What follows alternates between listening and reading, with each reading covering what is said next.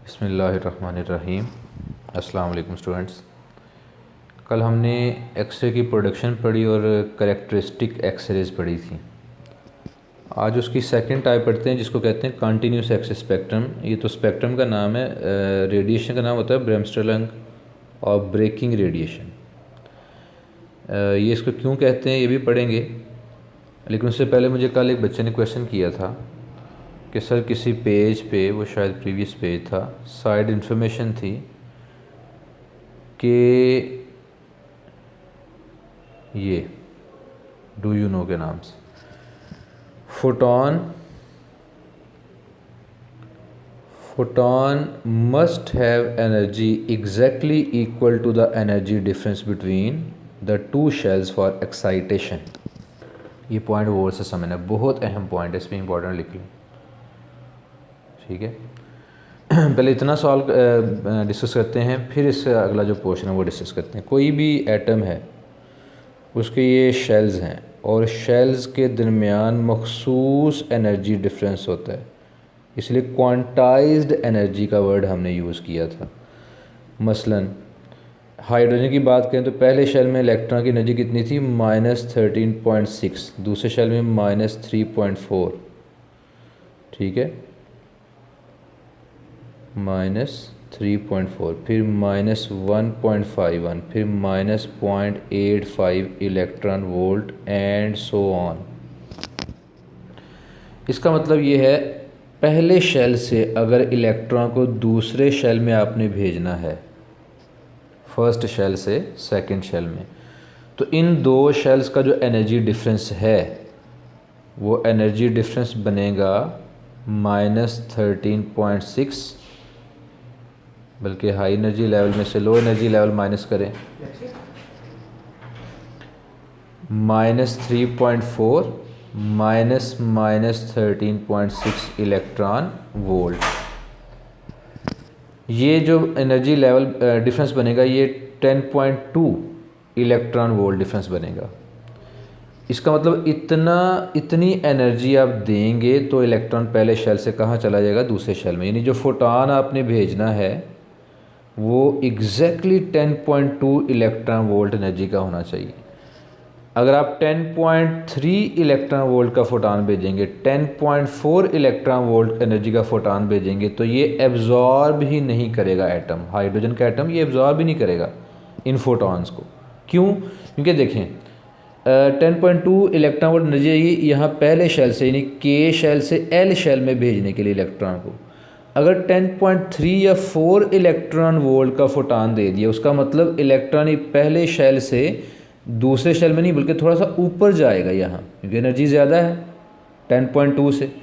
और आपको पता है कि ये दो शेल के दरमियान में इलेक्ट्रॉन नहीं जा सकता, ना पाया जा सकता है। इस दरमियान वाले गैप का नाम पता क्या था, फॉरबिडन एनर्जी गैप। याद आया कुछ आपको? फॉरबिडन एनर्जी गैप, यहाँ इलेक्ट्रॉन पाया नहीं जा सकता। समझ आई पॉइंट की? अच्छा, इसका मतलब ये हो गया कि इलेक्ट्रॉन ख़ास जगहों में पाया जा सकता है। एक सेकेंड, अच्छा जी, इलेक्ट्रॉन ख़ास शेल्स में ख़ास एनर्जी लेवल में पाया जा सकता है, दो शेल्स के दरमियानी जगह में नहीं। तो इसलिए आपने उतनी एनर्जी देनी है जो इलेक्ट्रॉन को एग्जैक्टली एक शेल से दूसरे शेल में ले जाए, या फिर पहले शेल से दूसरे में नहीं तो तीसरे में ले जाए, दरमियान वाली जगह पे ना हो। इसका मतलब ये हुआ कि इलेक्ट्रॉन ख़ास एनर्जी के फोटॉन एब्जॉर्ब कर सकता है, मखसूस एनर्जी के, और उस आपके भेजे गए फोटॉन की एनर्जी फिर दो शेल्स के डिफरेंस से मैच करनी चाहिए, या तो दूसरे और पहले शेल का जो एनर्जी डिफरेंस है, या फिर थर्ड शेल और फर्स्ट शेल का जो एनर्जी डिफरेंस है। कोई से दो शेल के एनर्जी डिफरेंस के इक्वल एनर्जी वाला फोटॉन भेजें, ना ज़रा ज़्यादा एनर्जी ना ज़रा कम। एक्साइटेशन के लिए, हाँ, आयोनाइजेशन के लिए जो मैं पॉइंट बताने लगा वो बड़े गौर से समझना है। आयोनाइजेशन के लिए ये शर्त नहीं है, photon must have energy exactly equal to the energy difference between the two shells for excitation. ये जो डू यू नो है ये सिर्फ और सिर्फ किसके लिए है, फॉर एक्साइटेशन ओनली। अगर आपने आयोनाइज करना है, एटम को निकाल ही बाहर देना है, आपने एटम से ही बाहर निकाल देना है, फिर ऐसा नहीं, क्योंकि फिर देखें पहले शेल में अगर इलेक्ट्रॉन है तो उसको एटम से बाहर निकालने के लिए पता है कम से कम कितनी एनर्जी का फोटान देना पड़ेगा। ये इलेक्ट्रॉन की एनर्जी -13.6 है, इसमें +13.6 इलेक्ट्रॉन वोल्ट एनर्जी आ जाए, इतनी एनर्जी का फोटान भेजेंगे तो इलेक्ट्रॉन फ्री हो जाएगा, या कम से कम इतनी एनर्जी या इससे ज़्यादा। आयोनाइज करना है तो या 13.6 या इससे ज़्यादा, क्योंकि जब इलेक्ट्रॉन आयोनाइज हो गया, एटम से बाहर चला गया, फिर उसके मखसूस एनर्जी लेवल वाली बंदिश, शर्त, कंडीशन नहीं, फिर जितनी मर्ज़ी एनर्जी दे दें उसको, कम से कम 13.6 या उससे ज़्यादा जितनी मर्ज़ी। ये मैं किसके लिए बात कर रहा हूँ? ओनली फॉर आयोनाइजेशन, क्योंकि एटम से बाहर चला जाना इलेक्ट्रॉन, अब उस पर कोई रूल अप्लाई नहीं होगा। लेकिन अगर आपने उसको आयोनाइज नहीं करना, एक्साइट करना है, तो फिर एनर्जी एग्जैक्टली 2 शेल्स के डिफरेंस के इक्वल होनी चाहिए। पॉइंट समझ आए? अब दूसरी तरफ आ जाएं, अगला पोर्शन इसका, अगले पोर्शन को हम ब्लू कलर से हाईलाइट करते हैं। कहते हैं of an atom but an electron, अगर आपने फोटान भेज के इलेक्ट्रॉन को एक्साइट नहीं करना, एटम को एक्साइट नहीं करना, बल्कि बाहर से कोई इलेक्ट्रॉन भेजना है एक्साइट करने के लिए, इलेक्ट्रॉन के ज़रिए एक्साइट करना है, फोटोन के ज़रिए नहीं, तो फिर इलेक्ट्रॉन की जो एनर्जी है with kinetic energy greater than that the required difference can excite the gas at. फिर जो 2 शेल्स का एनर्जी डिफरेंस है ना, वो कितना आया था? 2 शेल का एनर्जी डिफरेंस, दूसरे शेल का और पहले शेल का एनर्जी डिफरेंस कितना आया था? अभी हमने निकाला था 10.2। अगर फोटान भेजना है तो फोटान की एनर्जी एग्जैक्टली 10.2 होनी चाहिए, क्योंकि फोटान आता है और कंप्लीटली एब्जॉर्ब हो जाता है। और अगर अपने फोटान की बजाय इलेक्ट्रॉन भेजना है एक्साइट करने के लिए, तो इलेक्ट्रॉन की एनर्जी इस एनर्जी डिफरेंस से ज़्यादा होनी चाहिए, 10.2 से ज़्यादा। क्यों? क्योंकि जब इलेक्ट्रॉन आपने बाहर से भेजा है तो वो इलेक्ट्रॉन जो है वो मुकम्मल एब्जॉर्ब नहीं होता। इलेक्ट्रॉन अपनी एनर्जी का सारा हिस्सा या अपनी सारी एनर्जी ट्रांसफ़र नहीं करता। ज़्यादातर केसेस में इलेक्ट्रॉन अपनी एनर्जी का एक पार्ट ट्रांसफ़र करता है। अब देखो ना, ये इलेक्ट्रॉन पहले से दूसरे शेल में आपने भेजना है, पहले से किस शेल में भेजना है? दूसरे शेल में। तो आपके इलेक्ट्रॉन के पास एनर्जी 10.2 से ज़्यादा होगी, लेट्स से 15 इलेक्ट्रॉन वोल्ट, तो वो इसमें से कुछ हिस्सा यानी कि 10.2 उस इलेक्ट्रॉन को दे देगा उसको ऊपर भेजने के लिए, और बाकी उसके पास अपनी एनर्जी बच जाएगी। दोबारा सुने, अगर तो बाहर से फोटान भेजा तो फोटान मुकम्मल एब्जॉर्ब हो जाता है इलेक्ट्रॉन में, और फोटान की सारी एनर्जी मिल जाती है इलेक्ट्रॉन को। यानी अगर फोटान 10.2 इलेक्ट्रॉन वोल्ट एनर्जी लेके आया तो वो सारी की सारी इस इलेक्ट्रॉन को मिल जाएगी, वो एक्साइट हो जाएगा। लेकिन अगर आपने फोटान नहीं भेजा बल्कि बाहर से कोई इलेक्ट्रॉन भेजा है, तो उस इलेक्ट्रॉन की अगर एनर्जी 10.2 इलेक्ट्रॉन वोल्ट हुई तो ये शायद सारी एनर्जी उस इलेक्ट्रॉन को ट्रांसफ़र ना करे और वो इलेक्ट्रॉन एक्साइट ही ना हो। इसलिए अगर बाहर से इलेक्ट्रॉन भेजा तो उसकी एनर्जी रिक्वायर्ड एनर्जी से थोड़ी ज़्यादा होनी चाहिए, ताकि वो अपनी उस एनर्जी में से कुछ हिस्सा उसको दे के एक्साइट कर दे। इस पॉइंट पे गौर कीजिएगा, दोबारा सुनिएगा, इंशाल्लाह समझ आ जाएगी। हम आगे चलते हैं अपने आज के आर्टिकल पे। वो क्या था जी? ब्रेमस्टर्लंग और कंटिन्यूस एक्सेस स्पेक्ट्रम। कहते हैं the continuous access spectrum is due to an effect known as bremsstrahlung और ब्रेकिंग रेडिएशन। इसको ब्रेकिंग रेडिएशन क्यों कहते हैं? ब्रेक लगाना, जैसे गाड़ी ब्रेक लगाती है, बाइक ब्रेक लगाती है, स्लो होती है। कहते हैं जब बाहर से जो हमने इलेक्ट्रॉन भेजा था, किस काम के लिए?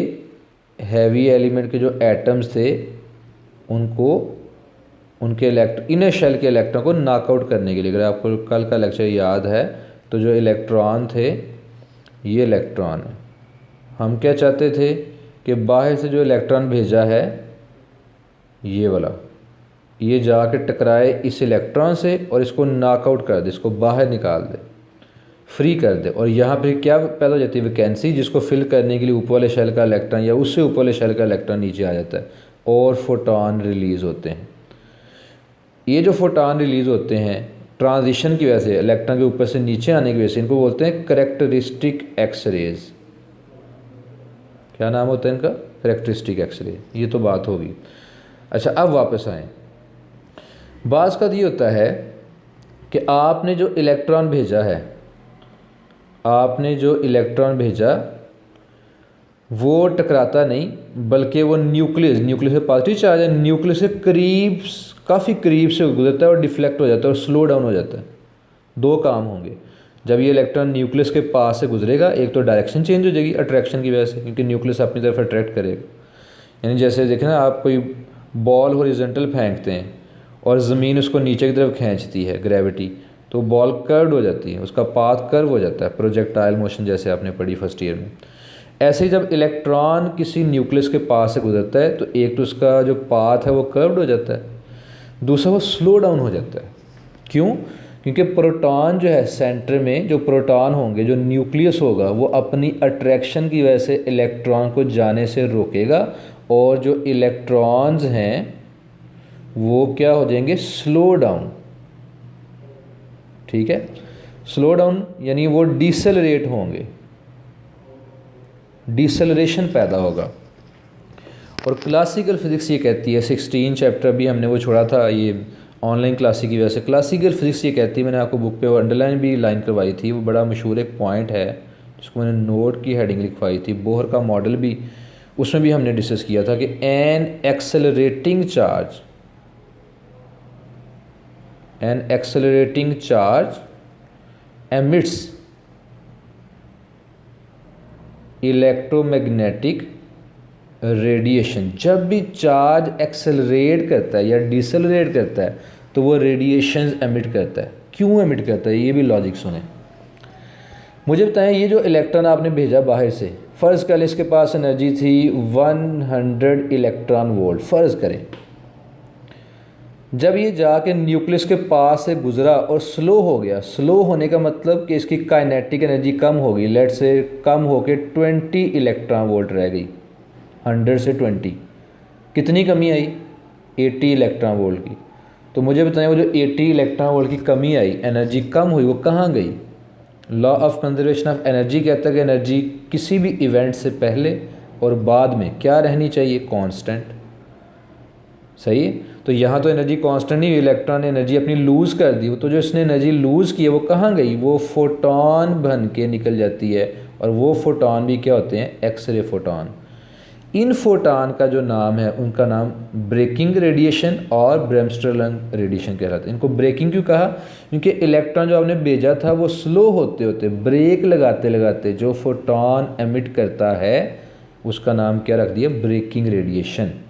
अब हम इसको बुक से थोड़ा रीड करते हैं और फिर देखते हैं। दूसरी बात, ये इलेक्ट्रॉन जो आपने भेजा बाहर से, ये जाके जब इस इलेक्ट्रॉन से टकराएगा, इस इलेक्ट्रॉन से जब टकराएगा तो टकरा के भी स्लो होगा, टकरा के भी स्लो हो सकता है और टकराए बगैर भी स्लो हो सकता है, न्यूक्लियस की अट्रैक्शन की वजह से। ये पॉइंट याद रहेगा कि स्लो होने के दो वजह हो सकती है, एक तो टकराना, और दूसरी रीज़न क्या हो सकती है जी? वो टकराया नहीं लेकिन न्यूक्लियस के काफ़ी पास से गुजरा है, जिसकी वजह से वो स्लो हो गया। तो बुक पे रीडिंग करते हैं, फिर कोई मसला हो तो देखते हैं। कहते हैं when the fast moving electrons bombard the target, जब हम बाहर से इलेक्ट्रॉन भेजते हैं, बम्बार्डमेंट करवाते हैं, they are suddenly slow down on impact with the target. Target के साथ इम्पैक्ट करके, वो टकरा के भी हो सकता है और टकराए बगैर न्यूक्लियस की अट्रैक्शन की वजह से भी हो सकता है। अच्छा, तो वो क्या हो जाते हैं? स्लो डाउन हो जाते हैं। We know that an accelerating charge emits electromagnetic radiation. ये वही है जो मैंने नीचे ये देखें नोट लिखा हुआ है ना साइड पे, an accelerating charge emits electromagnetic radiation.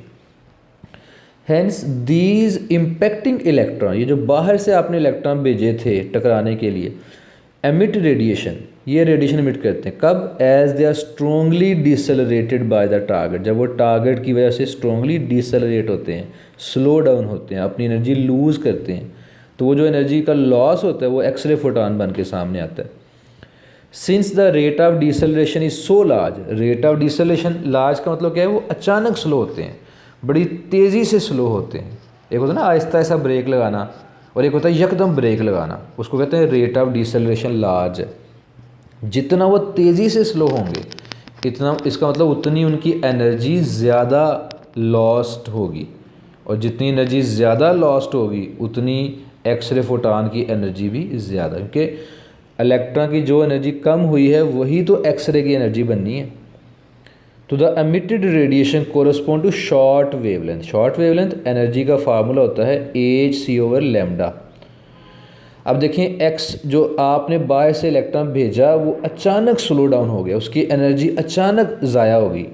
उसकी एनर्जी जो ज़ाया होगी वही एक्सरे की एनर्जी बननी। इसका मतलब एक्सरे फोटॉन की एनर्जी ज़्यादा, तो वेवलेंथ क्या होगी? शॉर्ट, क्योंकि एनर्जी और वेवलेंथ एक दूसरे के इन्वर्सली प्रोपोर्शनल है।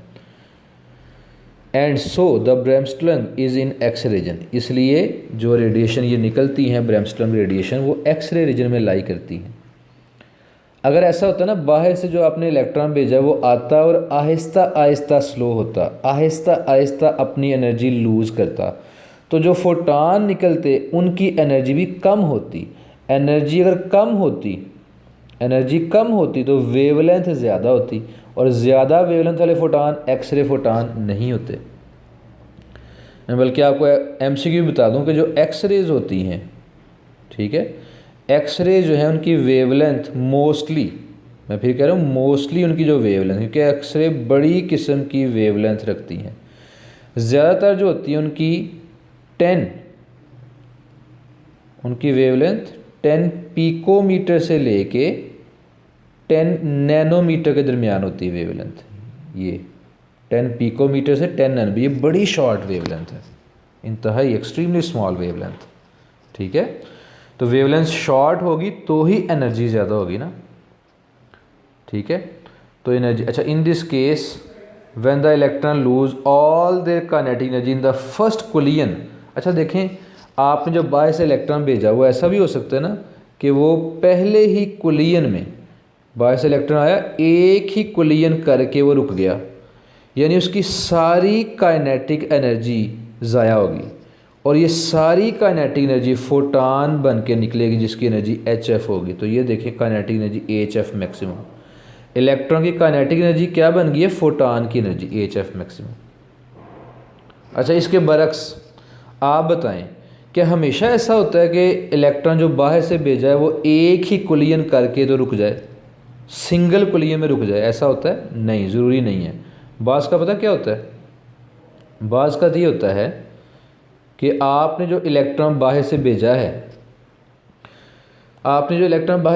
है वो इस इलेक्ट्रॉन के साथ एज करता है, हल्का सा टकराता है, कोना टकरा जाता है, जैसे होता है ना, एक बॉल आई और दूसरी बॉल के सेंटर में नहीं बल्कि एज कर यहाँ टकरा गई, तो ये खुद इधर चली जाएगी और इसको इधर भेज देगी, यानी मुकम्मल तौर पे ये वाली जो बॉल है, बॉल 1, वो रुकेगी नहीं, अपनी सारी एनर्जी ट्रांसफ़र नहीं करेगी। तो आपका भेजा गया जो इलेक्ट्रॉन है, बाहर से जो इलेक्ट्रॉन आपने भेजा, मैं दोबारा उसको बना देता हूँ, आपने जो इलेक्ट्रॉन भेजा वो आके इस इलेक्ट्रॉन के साथ एज हुआ, साइड पे टकराया, तो ऊपर इलेक्ट्रॉन को उसने बाहर निकाल दिया, खुद इधर आ गया, इधर आया तो एक और इलेक्ट्रॉन से टकरा गया, इसको बाहर निकाल दिया, खुद फिर डिफ्लेक्ट हो गया, फिर आगे किसी और इलेक्ट्रॉन से टकरा गया। इसका मतलब ये जो आपने बाहर इलेक्ट्रॉन भेजा था वो आते आते 2, 3, 4 कोलिजन करके फिर रुका। जब जब वो कोलाइड करेगा तब तक स्लो डाउन होगा, तब और जब जब स्लो डाउन होगा तो वो क्या निकालेगा? फोटॉन। अगर वो 3 स्टेप में स्लो डाउन हुआ तो 3 फोटॉन निकालेगा। अगर वो सिंगल स्टेप में रुक जाता तो एक ही फोटॉन निकलता और इलेक्ट्रॉन की सारी काइनेटिक एनर्जी एक फोटॉन बन जाती, तो उसकी फ्रीक्वेंसी और एनर्जी क्या होती? मैक्सिमम। और अगर वो 3 कोलिजन करके रुकता तो 3 फोटॉन निकलते, हर एक की एनर्जी HF होती, लेकिन ये छोटी एनर्जी होती क्योंकि इलेक्ट्रॉन की सारी काइनेटिक एनर्जी 3 हिस्सों में डिवाइड होके निकली है, 3 फोटॉन्स में डिवाइड होके एनर्जी निकली है, तो ये छोटी एनर्जी के फोटॉन होंगे। अच्छा, ज़रूरी है कि 2-3 कोलिजन ही करे इलेक्ट्रॉन? हो सकता है 10 कोलिजन करने के बाद वो रुके, तो कितने फोटॉन? अगर वो 10 कोलिजन्स करता है, 10 कोलिजन्स, तो 10 टाइम्स वो स्लो डाउन होगा तो 10 फोटॉन्स एमिट होंगे, छोटी छोटी एनर्जी वाले, क्योंकि इलेक्ट्रॉन की सारी एनर्जी वो 10 फोटॉन्स में डिवाइड होकर निकलेगी, तो ये छोटी एनर्जी वाले फोटॉन होंगे, छोटी एनर्जी या बड़ी वेवलेंथ। तो ये जो एक्सरे होती है ना, ये छोटी, बड़ी, दरमियानी, हर वेवलेंथ पे मुश्तमिल है। एवरी पॉसिबल वेवलेंथ, ख़ास वेवलेंथ नहीं, एवरी पॉसिबल वेवलेंथ। अच्छा, आपको पता है जब मखसूस वेवलेंथ हो तो ग्राफ कैसा आता है? Line spectrum. इधर वेवलेंथ लें, इधर इंटेंसिटी, कि मखसूस वेवलेंथ निकली, ये वाली वेवलेंथ निकल रही है, फिर दरमियान में गैप है, फिर कोई ख़ास वेवलेंथ निकल रही है, तो लाइन स्पेक्ट्रम बनता है, जो किसका था? ये वाला, के अल्फ़ा का और के बीटा का। लेकिन ये जो मैं एक्सरे की बात कर रहा हूँ अब, कंटिन्यूस एक्सरे, इसमें छोटी बड़ी दरमियानी हर वेवलेंथ शामिल है, एवरी पॉसिबल वेवलेंथ। तो ग्राफ पता कैसा आएगा? इधर वेवलेंथ और इधर इंटेंसिटी, ग्राफ कंटिन्यूस आएगा ऐसे, ये हर वेवलेंथ निकल रही है, हर वेवलेंथ, छोटी बड़ी दरमियानी। इसलिए इसका नाम क्या रखा है हमने? ज़रा हेडिंग देखें क्या है? The continuous X ray spectrum. Continuous spectrum कब बनता है? जब स्पेक्ट्रम के अंदर मखसूस वेवलेंथ ना हो बल्कि हर पॉसिबल वेवलेंथ शामिल हो, तो उसको क्या बोलते हैं? Continuous spectrum. जैसे कि ये कंटिन्यूस स्पेक्ट्रम ये वाला है, ये ग्राफ कंटिन्यूस है, फिर इसके ऊपर एक लाइन आ गई, लाइन स्पेक्ट्रम, फिर एक लाइन आ गई, फिर आगे ग्राफ कंटिन्यूस है, ये वाला कंटिन्यूस है और ये वाला ग्राफ भी कंटिन्यूस है, उसके दरमियान दो क्या आ गई? लाइन्स। देखें कल हमने क्या पढ़ा था, कहते हैं जी द करेक्टरिस्टिक एक्सरेज, जो कल पढ़ी थी, अपीयर एज डिस्क्रीट लाइंस, ये लाइंस के तौर पे ज़ाहिर होती हैं, किसके ऊपर? On a continuous spectrum as shown in the figure, continuous spectrum के ऊपर। मैं एक और डायग्राम आपको दिखाता हूँ, ये देखें, ये ब्रैमस्टन और कंटिन्यूस रेडिएशन लिखी हुई है, ठीक है।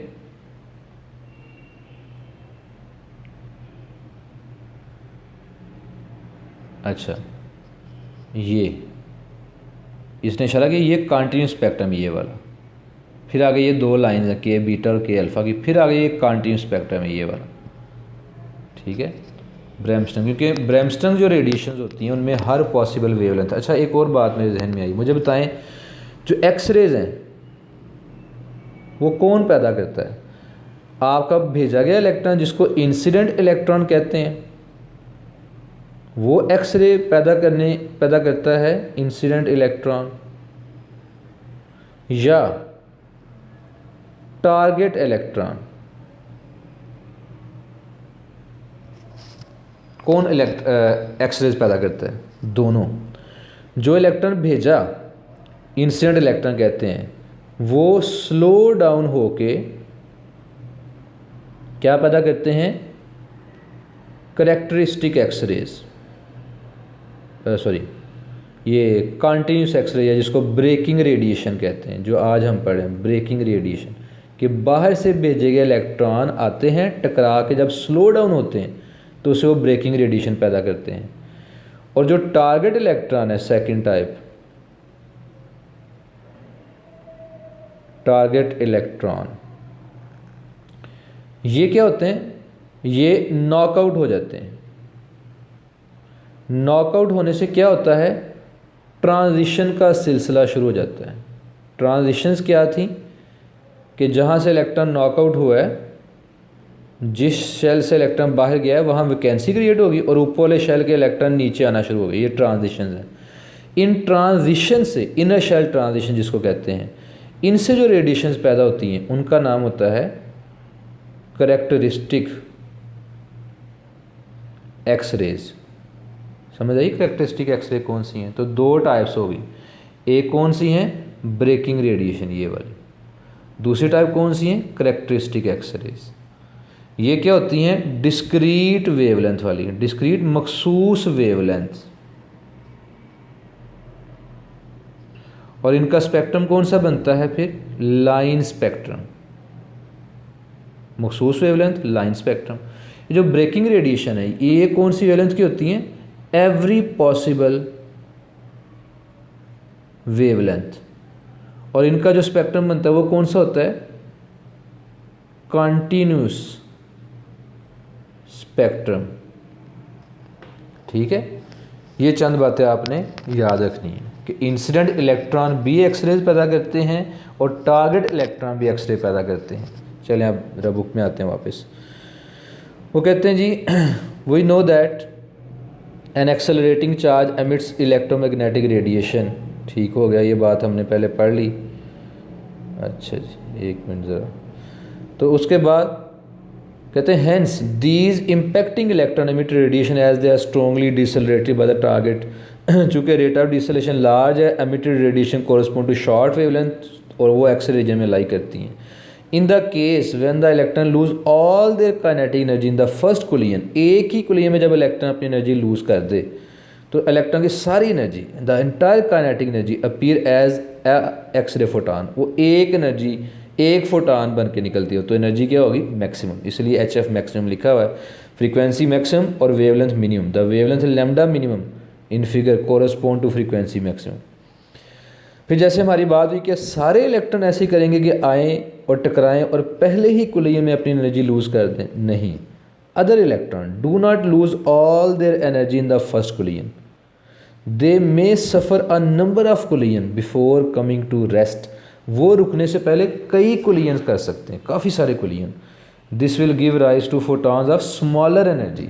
अगर वो 10 कोलिजन करके कोई इलेक्ट्रॉन रुका है तो वो 10 फोटॉन निकालेगा, तो वो छोटी छोटी एनर्जी के होंगे ना, एनर्जी छोटी और वेवलेंथ ज़्यादा, तो स्मॉलर एनर्जी और X rays of longer wavelength. Thus the continuous spectrum is obtained due to deceleration of impacting electron. ये जो कंटिन्यूस होती है ना एक्सरे, ये इम्पैक्टिंग या जिसको इंसिडेंट इलेक्ट्रॉन्स कहते हैं, ये उनकी वजह से होती हैं, इंसिडेंट इलेक्ट्रॉन्स। ठीक है, अच्छा ले बेटा आज इतनी प्रॉपर्टी और यूजेज जो है एक्सरेज के वो इंशाल्लाह नेक्स्ट टाइम पढ़ेंगे हम, और वो आसान भी आर्टिकल जल्दी कवर हो जाएगा, साथ उसमें और कोई आर्टिकल भी मर्ज कर दूंगा। आज फिलहाल इतना ही समझें, जो आज का लेक्चर रिपीट करके देखें, कोई बात नहीं समझ आती मुझसे आप व्हाट्सएप पर रब्ता कर लें। ओके बेटा, अल्लाह हाफिज़।